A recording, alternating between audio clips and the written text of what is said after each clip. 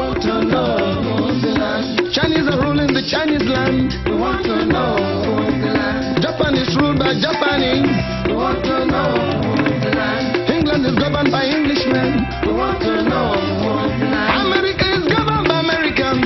We want to know who's So, the land. Africa must be ruled by Africans. We want to know who's the land. I want to know who owns the land. We want to know who's the land. We must rule from Cape to Cairo. We want to know who's the land. We must rule our purpose land. We want to know I who's the land. said, we want to know who owns the land. We want to know who's the land. I want to know who owns the land. We want to know who's the land. Hey, the first land. We want to know who's the land. The first land. We want to know It must be who's free. the land. We want to know who's the land. Angola want to know who owns the land. We want to know who's the land. Mozambique want to know who owns the land. We want to know who's the land. Namibia want to know who owns the land. We want to know I who's the said, land. Soweto want to know who owns the land. We want to know who's the land. Zimbabwe want to know who owns the land. We want to know African who's the freedom land. fighters want to know who owns the land. We want to know who's the land. Purpose land. We want to know who's the land. Now listen to the history. We want to know who's the land. We've been here since creation. We want to know who's the land. We've been here since creation. We want What to does know God know? who's the land. Since the time of sun and sand, since the time of moon and stars, since the time of air and seas, since the time of men and things, we must rule from Cape to Cairo. I said we must rule by purpose land. Purpose land. Oh, okay now. Now I want to talk to my people. I don't know Niger. Iradanila o ewolo. I don't know Niger. Yeah, Iradanila o ewolo. I don't know Niger. Ebilisoro badaneba. I don't Now we are know the crossroads. Niger. Onofemo o dogbera. I don't know Niger. Ebilisoro badaneba. I don't know Niger. Onofemo o dogbera. I don't know Niger. Ofelimu meyagbera baba. I don't know Niger. Yeah, ofelimu Jesu yaraka. I don't know Niger. Ofelimu atizanya bekonye. I don't know Niger. Ojelere ominije. I don't know Niger. Ojelere ominije. I don't know Niger.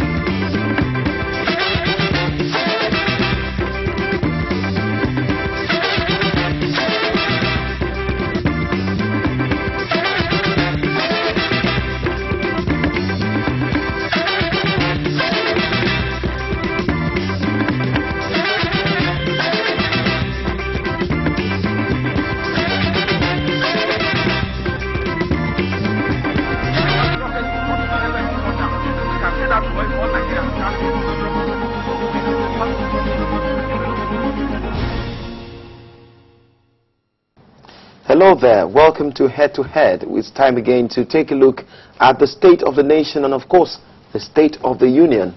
My name is Victor Ayara. I have as my guest on this edition of Head to Head Mr. Tony Nnadi, Secretary Change Nigeria and also Secretary Lower Niger Congress. Welcome to the program. Thank you, Victor. Now, the elections of 2011 have been adjudged the most in recent history of Nigeria, the most successful, the freest and the most credible. What is your opinion on this? Why the bloodshed? It's yes, free, fair, credible. Why blood all over the place? Has it stopped? You remember that before the election, my organization had tried to prevail on the authorities to defer the elections so that we can go to the foundations of the Nigerian Union to address the cause of the recurrent bloodshed that trailed, because there was no way, if Buhari was declared the winner of the election, of course men will have kicked because they so threatened. So either way, in which kind of democracy will you have to harvest this volume of blood because you were doing an election? So something, those who want to call it free, fair, credible can go ahead and do so. As far as I'm concerned, what happened will not pass for an election in a democracy. So what you're saying in a sense is that you do not agree with those that say that the elections were free and fair? The election, let's not mix it up. The election was free and fair, to the extent of people being, compared with the last 3-4 exercises, to the extent that people actually went out and voted. But the reason we were asking for elections, because it is on Nigeria that the winner will preside. There is a president that has been announced winner now from an election that has come out as free and fair. But there are people burning and killing and saying they do not believe in democracy as a form of government. And Mr. President will have to preside over those people. And they are spread across a vast territory, portion of the northernmost flank of Nigeria. And we're saying that we are living too dangerously. We don't have a democracy in place over which you can now be talking about free and fair elections. For us, it is a very, it is a secondary, it goes to no issue to say you've had a free and fair election, yet, we live in fear of massive violence. So are you now telling us that it is not also possible that the people who are actually perpetrating the violence are those ones who are not comfortable with the outcome of that election and who feel that they should have gotten something that they didn't get? I wish it was just that, but the matter is worse than that and deeper than that. They were not protesting, if you listen to them, they were not protesting that their candidate had won and somebody else was declared winner. They were saying they did not believe in democracy as a form of government. If you interpret it further, they were saying that there was no, they feel that their crown prince, Buhari, was being subjected to some terrible indignity to now be competing with one Jonathan from Otoke over who will preside on Nigeria. And if we look back in history, I don't know why we have such a short communal memory. If we look back in history to 1960, the very week of independence, their champion, the Sadana, the premier of northern region of the time, I'm trying to interpret their action, because if we don't interpret it correctly, we are heading to a terrible storm, because we've been through it before in 1966. Now, their champion, 1 week after independence, at the time the rest of the country were popping champagne that they have recovered their independence from Britain, the Sadana was telling his lieutenants a different story. And I quote him. He says to them, the new nation Nigeria should be an estate of our great-grandfather, Osman Danfodio. That on no account should that be allowed to change. That we will use the minorities of the north as willing tools and use and the south as conquered territory. That they should not be allowed, the south should not be allowed to preside over them, and that neither should the rest of the people be allowed any control over their future. It was reported in the Parrot newspaper of 12th October 1960. Tribune newspaper had occasion to recall it on the 13th of November 2002. That was a battle script. That was a mission statement. And by that, while the rest of the country thought they had become independent, what Sudana was telling his people that this was the estate of their great-grandfather, meaning that Nigeria, your definition of Nigeria and mine is totally different from the definition of those who were burning down the parts of the country where those things happened.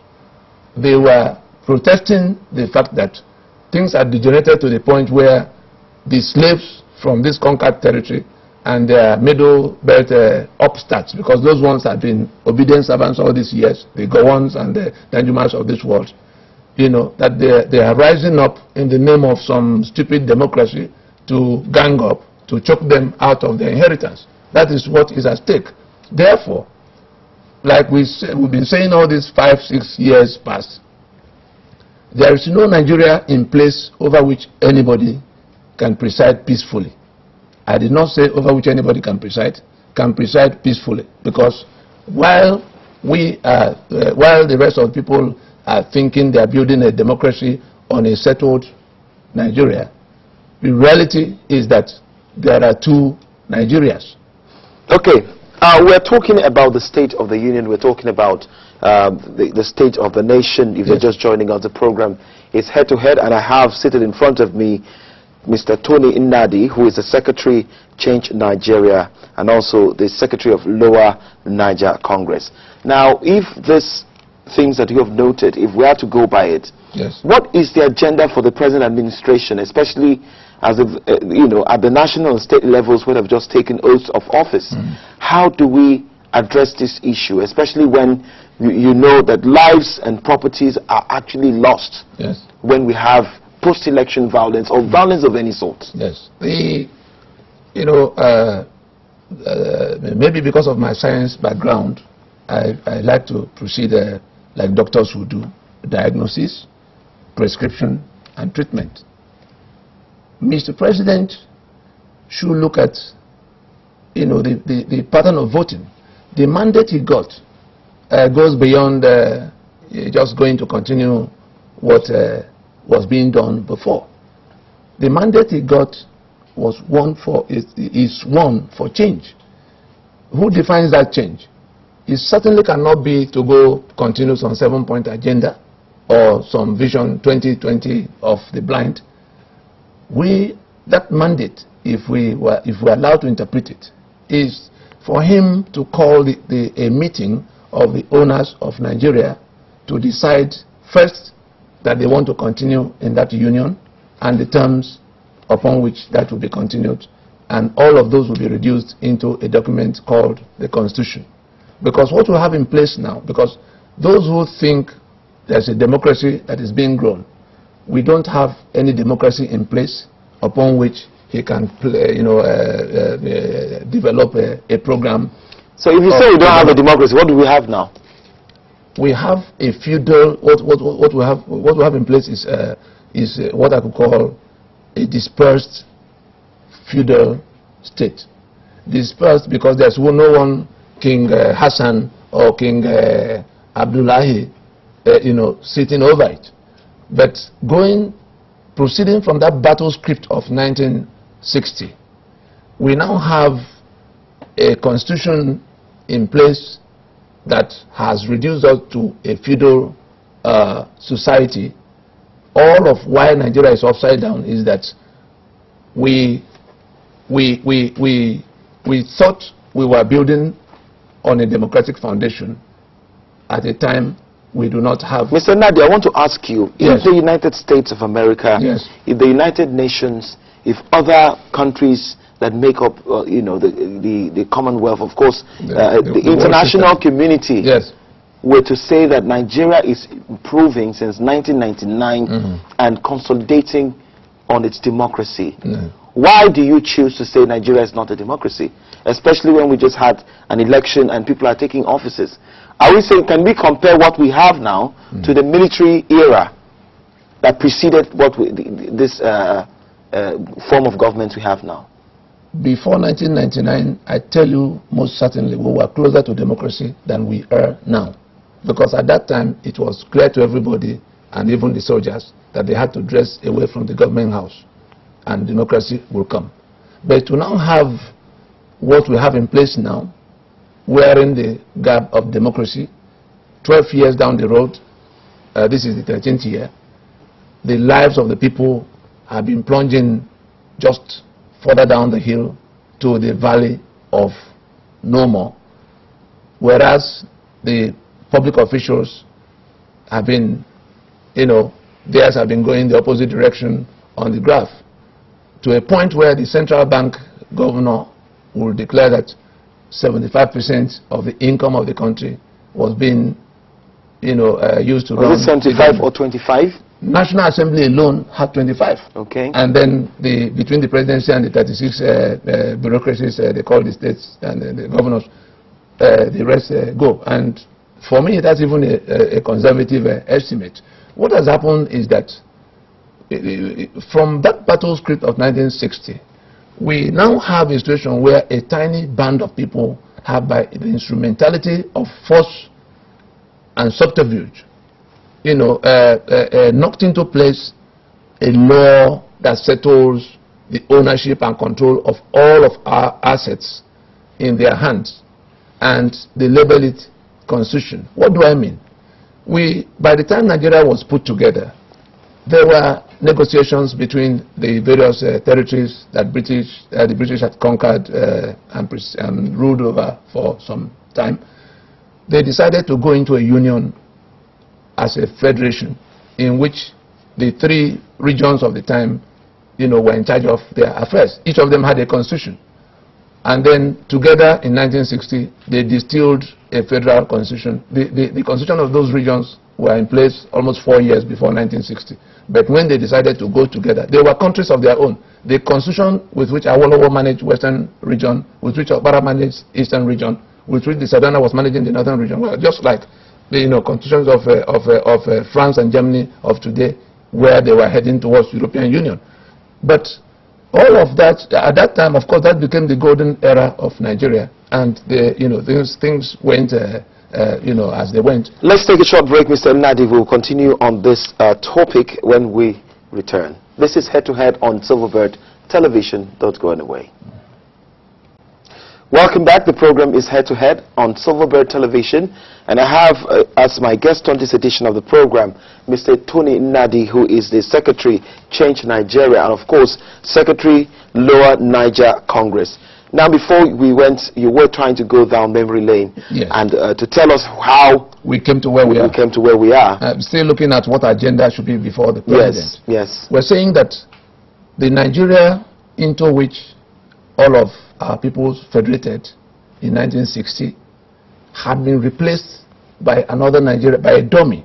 That Nigeria died in 1966 when those constitutions that defined the project got toppled by soldiers. The attempt to revive that Nigeria failed after the Aburi meetings and the Aburi discussions got abandoned in 1967. Since that time, there have been no effort to revive that Nigeria. What we have had have been decrees upon decrees upon decrees. Finally, decree number 24 of 1999, which they call the 1999 Constitution, and which is why I say we do not have a democracy in place, because democracy, except the definition will change for your Nigeria, the democracy is simply government of the people, by the people, for the people. Those three legs mean that the people make the constitution, that is of the people. by the people mean all of the things you have to do with elections, and for the people means the benefit for the people. Our democracy, so-called democracy, does not pass any of these three legs of test, and that is why from all the indices of human measurement, quality of life, Nigeria is lagging from behind. So the agenda for the new president, for the new government? The agenda for the new government, it will be a pity if after all of what happened, and which him, the winner, Mr. President, referred to as sad reminders of the events of 1966. If after all of that, he does not call a meeting as urgently as he can muster for us to recommit, to reconstitute Nigeria, he will find a situation where those who are choking in Nigeria will take their portion out of the failed British experiment that you call Nigeria. The union has collapsed. This house has fallen. That is what we are saying. And if we do not work it out together, what will happen is that those who are not happy here would take steps to recover their portions from Nigeria. As long now, as you're sounding as like... long as it is this fraud, okay. Because this document was made by Abdul Salami Abubakar in 1999. He narrated the story of how he came about it, step by step. It's printed inside the document. And he now comes inside here to lie that we, the people, having firmly and solemnly resolved to live in unity as one indivisible country, do hereby make and give unto ourselves the following constitution. To that extent, this document is a forgery. There's no other definition I know in law of forgery. And therefore, a fraud to say that we, because what that we, the people there, means is that we have agreed to live in this 36-state formation. I did not agree with that with anybody. That we have agreed to be 704 local government areas that will be sharing revenue, from a basket they contribute to almost nothing to. We did not agree that we give the officials immunity. We did not agree that the president and the 36 governors will have spare keys to the treasury. Go and check the appropriation provisions. We did not agree. We couldn't have agreed that the social contract element of the constitution should be subverted the way it is subverted by section 6, subsection 6C here. Let me break it down. Under that section, the whole of chapter 2 of this constitution creates to tell you how poverty is climbing the hill of Nigeria. The whole of chapter 2 gives all of the benefits that should go to the citizen, under the social contract scheme. But there's a clause in section 6, subsection 6C, in this same document that says that nobody can ask whether it's done or not done, meaning that you cannot question whether those things are done, meaning that those rights are cancelled. Further meaning that those in authority do not owe the citizens any obligation for school or hospital or any welfare at all. Let me just land. Okay. We're saying that we, the people, could not have made a constitution that excludes responsibility in favor of the citizens in the constitution. We, the people, couldn't have given the spare key of the treasury to the executive, the heads of the executive branch. And we, the people, couldn't have given all of those 37 men and their deputies absolute immunity. So, since they don't owe us any obligation, and they don't, they have the treasury at their disposal, don't tell me that you saw anybody with any... The EFCC, unfortunately, in the talk of corruption that is going all over the place, they do not understand that corruption is official. It is a far bigger problem than officials being corrupt. Nigeria has become a criminal enterprise to the extent that it is this forged document that has become our constitution. Don't talk about it. So why is that how you put it, that corruption is official? It means that yes, it has been... corruption is created and protected by your constitution. Now, if you are on the one hand asking for an amendment of the constitution, and not amendment. Okay. Not amendment. Let me just make that. Let me just clear that point, because there's a lot of confusion out there, especially amongst the lawyers in the land who should have been in the forefront of telling the rest of the people why we say the National Assembly has no business with the changes we are talking about. It's not amendment. We are saying that amendment is like this document is in the position of the memo and articles of a company, whereby the people that should have been different countries are the shareholders. The Yoruba could be a country of 45 million people. The Igbo flank can be a country of 50 million people. Anybody else? So are you calling for a division of the country? No, you saw last week also, Nadeko came out saying that the choices before Nigeria today is either we go back to what we agreed to do originally, that is what they call Aburi, or we go Araba. Araba is to your tent, O Israel. If anybody is obdurate enough to think that this document will be basis of Nigeria for another 4 years or 8 years, that person must be deluded. Because we cannot be united by fraud. We cannot be united by forgery. We cannot be united by corruption. Now, you do not want an amendment to the Constitution, and you don't also believe that Nigeria should stay together as an indivisible entity. What exactly do you want? Does your group, the Change Nigeria, want? What we are saying is that Nigeria should be a lot better than it is. The reason why it's not working is that the managers of the enterprise had removed the memo and article that provided for the owners of the enterprise some benefit, and surreptitiously supplanted it with their own memo and article. That was what happened in 1966 when they jettisoned the constitutions that created. So is it also possible that your group could also be sponsoring some of this violence so that there will be a cause, they will make a cause for you to say that we have to go back? If not for what we are doing, yes, the violence could have been much more widespread. By now there wouldn't be any. But when there is a violence, then it gives bite to your call for the Sovereign National Conference. By the time we convened Pronaco in 2005, people were already carrying arms all over the place. But we took the trouble to go to plead with them and persuade them. You saw how Asadi Dokubo came. You saw how Wazirike came. All of those who were carrying arms at the time. We persuaded them to keep the arms and come for a discussion with the rest of the people. If they reject their demand for reversion to true federalism, for reversion to those constitutions that were constitutional arrangements that were toppled since 1966, if they reject it, then they could go do whatever else. Now, we were lucky that conference yielded a result that was satisfactory to them. Okay. They came along with us to court where we wanted to afford the government of the day the opportunity to do like what South Africa did when the apartheid constitution was rejected, so that peacefully we can walk our way from where we are now. We are not anarchists. Even in the case, I filed that case, even in the case we filed in court, we didn't say they should throw away the constitution because anarchy will come. We say court asked them to go to do a process by which we now sit down and write a constitution. The government in place remains a transitional, the constitution can remain for transitional purposes. The government in place will remain just like the government of de Klerk remains in South Africa for the period it took them to go from apartheid constitution, because what we have here is worse than apartheid constitution. In South Africa, the whites were at least 20% of the population. What we have in place today, less than 1% of the country's population is holding on to more than 90% of the assets of the country. And you cannot break into that circle because they have shut you out by all the things. Look at the people who made all the decrees. Who created the 36 states? It was between Gowon, Murtala Mohammed, Abacha, and Babangida. Where were the rest of the people officers from the rest of the country? If not that it was that 1960 battle script that has been carried out. Who created all the council areas?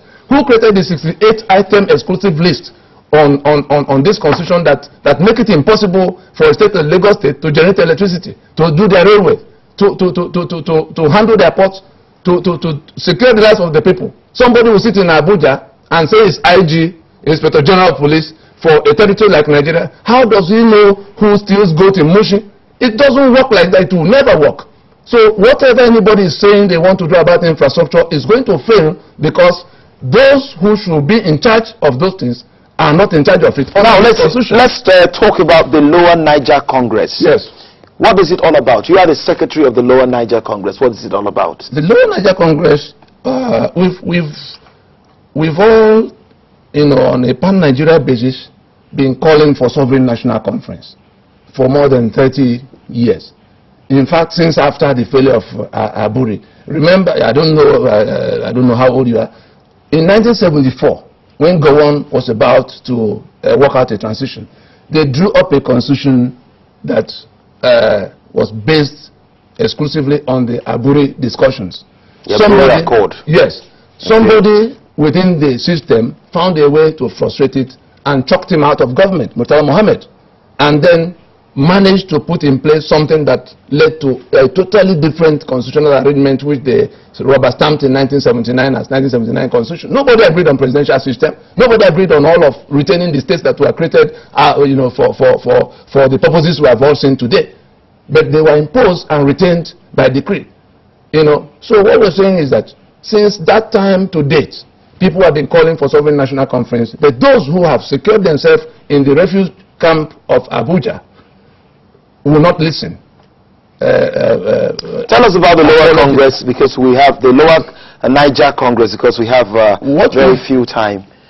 very few minutes to go. The lower Niger Congress is a platform with which the peoples of Old Eastern region and Midwestern region, the ethnic nationalities spread there, Anang, Efik, Ibibio, Urobo, Isekiri, Igbo, have come together to seek to federate on their own terms into a territory they call Lower Niger. Are you calling for? Are you preparing for succession? Or what? No, it is in readiness. You don't build a house from the roof. The return to federalism, for those who do not know, must start with the federating units working out their draft constitutions that will then be federated at a meeting. This is in readiness for the inevitable sovereign national conference to reconstitute Nigeria. As we're doing that, I'm sure you read in the press about the Middle Belt and the Middle Belt Congress that were talking about Middle Belt Federation. Because from what happened to them in these elections, they came out to say that they are not any part of any North, as have been all these years, that they are being killed, that they are not welcome in the scheme of things. Therefore, they are going to stand up on their own to make out a constitution for the Middle Belt Federation. The Yoruba had since launched their own draft constitution. So we are at the stage where these three, at least, that believe in democracy, are working out their draft constitutions ahead of that meeting. But if that meeting is not called, I can assure you that these three will exercise their right to self-determination by whatever means they find to exercise it. Because thank you very much. We cannot be bound by force for all times. Thank you very much, Mr. Tony Nadi, for this incisive interview. My guest has been the Secretary Change Nigeria, as well as Secretary Lower Niger Congress, Mr. Tony Nadi. This is where we say bye-bye on this episode of the program. My name is Victor Ayara.